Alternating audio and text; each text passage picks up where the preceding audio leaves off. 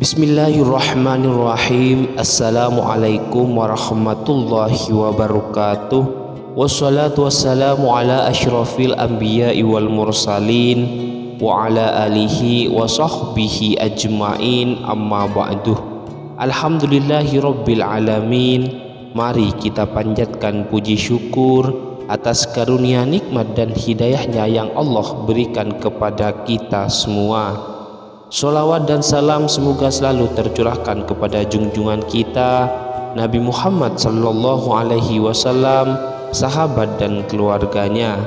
Harapan dan doa saya bagi Anda yang lagi menyimak video ini, semoga kita semua senantiasa diberikan kesehatan, keberkahan umur, keimanan yang kokoh, hati yang ikhlas, diampuni dosa-dosa kita, serta dimurahkan rezekinya oleh Allah Subhanahu wa ta'ala.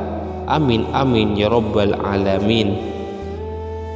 Sahabat zikir hamdalah yang dirahmati Allah, berbicara tentang malaikat Allah, mungkin tidak banyak dari kita yang mengetahui perihal tugas dan juga apa yang dikerjakannya.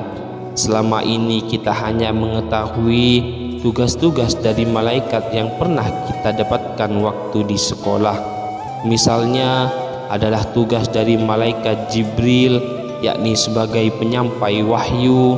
Tugas malaikat Mikail adalah sebagai pemberi rezeki kepada seluruh makhluk hidup di bumi, dan lain seterusnya. Selain daripada itu, ternyata ada tugas lain dari malaikat Allah yang mungkin tidak pernah kita sadari, yakni mendoakan manusia. Yang mengerjakan kebaikan, lalu apa keuntungan jika kita didoakan oleh para malaikat? Ketahuilah wahai saudaraku semuanya, doa yang kita panjatkan akan jauh lebih cepat dikabulkan oleh Allah Subhanahu wa ta'ala, karena kita semua tahu malaikat adalah makhluk Allah yang tak pernah ingkar dan yang paling dekat kepada Allah. Lalu siapa golongan manusia yang sangat beruntung tersebut? Yang pertama, orang yang tidur dalam keadaan bersuci. Salah satu manusia yang beruntung didoakan para malaikat, yakni orang yang bersuci terlebih dahulu sebelum tidur. Kebiasaan ini memang terlihat mudah, akan tetapi cukup sulit untuk dikerjakan. Bagi orang yang kuat iman dan takut kepada Allah, tentu sebisa mungkin akan menyempatkan waktu untuk bersuci. Sebagaimana diriwayatkan dari Imam Ibnu Hibban, ia berkata, barang siapa yang tidur dalam keadaan suci, maka malaikat akan bersamanya di dalam pakaiannya. Dia tidak akan bangun hingga malaikat berdoa, ya Allah, ampunilah hambamu si fulan karena tertidur dalam keadaan suci. Hadis riwayat Ibnu Hibban. Oleh sebab itu, biasakan dan sempatkan apabila hendak tidur, bersucilah terlebih dahulu. Yang kedua, orang yang sedang duduk menunggu waktu sholat. Dari Abu Hurairah radhiyallahu anhu, Rasulullah sallallahu alaihi wasallam pernah bersabda, tidaklah salah seorang di antara kalian yang duduk menunggu sholat selama ia berdoa dalam keadaan suci, kecuali para malaikat akan mendoakannya, ya Allah, ampunilah ia, ya Allah, sayangilah ia. Hadis riwayat Muslim. Yang ketiga, orang yang berada di shaf depan dalam sholat berjemaah. Rasulullah Shallallahu Alaihi Wasallam pernah bersabda, sesungguhnya Allah dan para malaikatnya bersolawat kepada orang-orang yang berada pada shaf-shaf terdepan. Hadis riwayat Abu Daud. Yang keempat, orang yang menyambung shaf saat sholat berjemaah.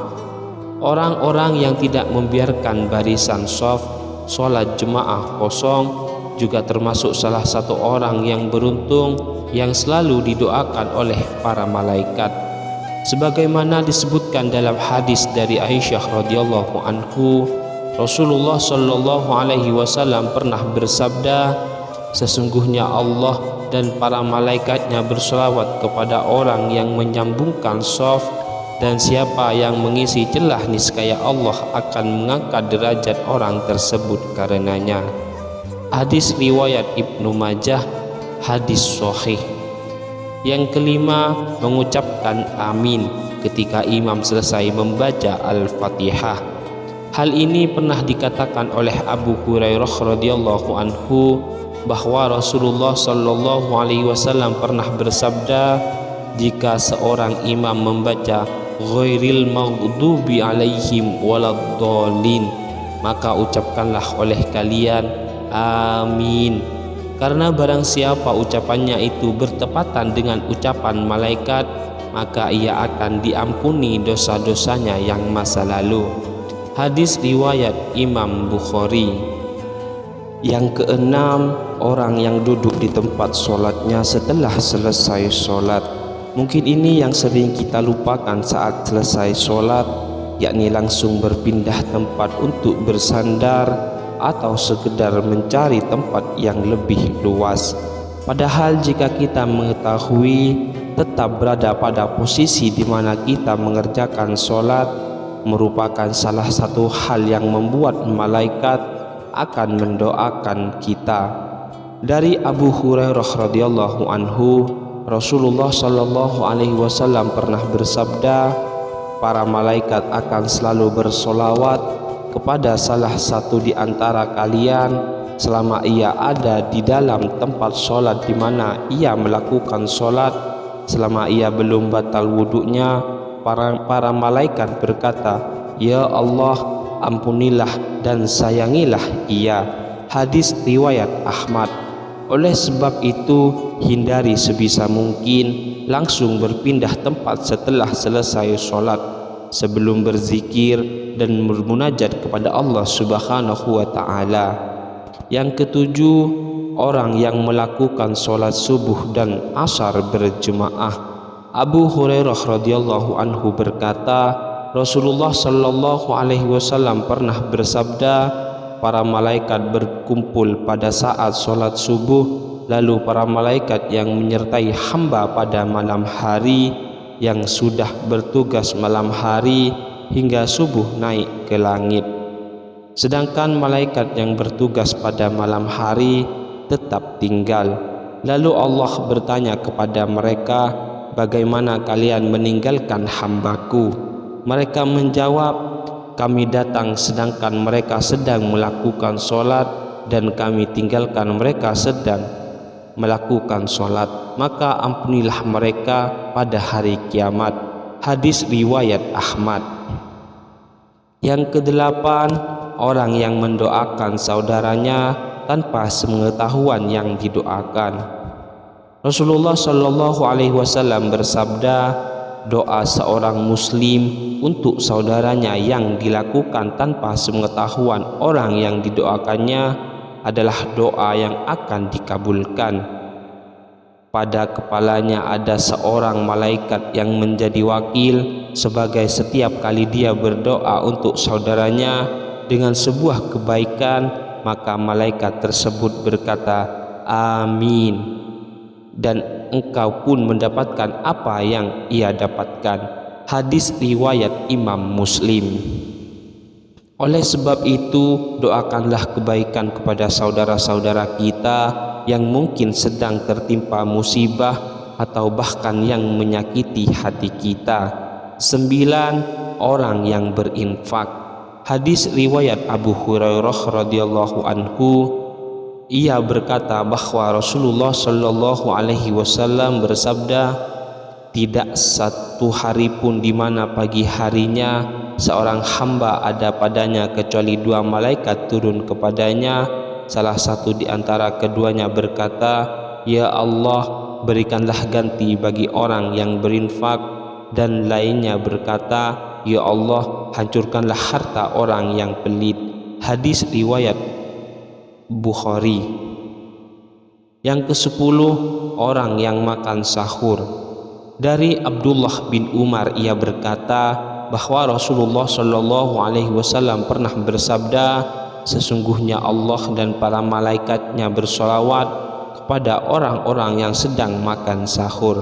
Hadis riwayat Ibnu Hibban dan Imam At-Tabrani. Yang ke-11, orang yang menjenguk orang sakit.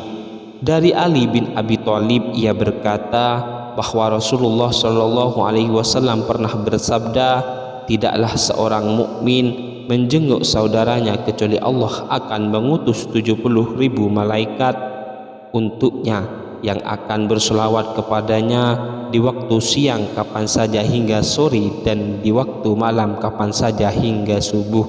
Hadis riwayat Ahmad. Yang ke-12, orang yang mengajarkan kebaikan kepada orang. Rasulullah Shallallahu Alaihi Wasallam bersabda, "Keutamaan seorang alim bagaikan keutamaanku atas orang yang paling rendah di antara kalian. Sesungguhnya penghuni langit dan bumi, bahkan semut yang di dalam lubangnya, dan bahkan ikan semuanya berselawat kepada orang yang mengajarkan kebaikan kepada orang lain." Hadis riwayat Tirmizi. Demikian yang dapat saya sampaikan pada pertemuan kali ini. Semoga bisa memberikan manfaat bagi kita semua. Akhirul kalam, wabillahi taufiq wal hidayah. Wassalamualaikum warahmatullahi wabarakatuh.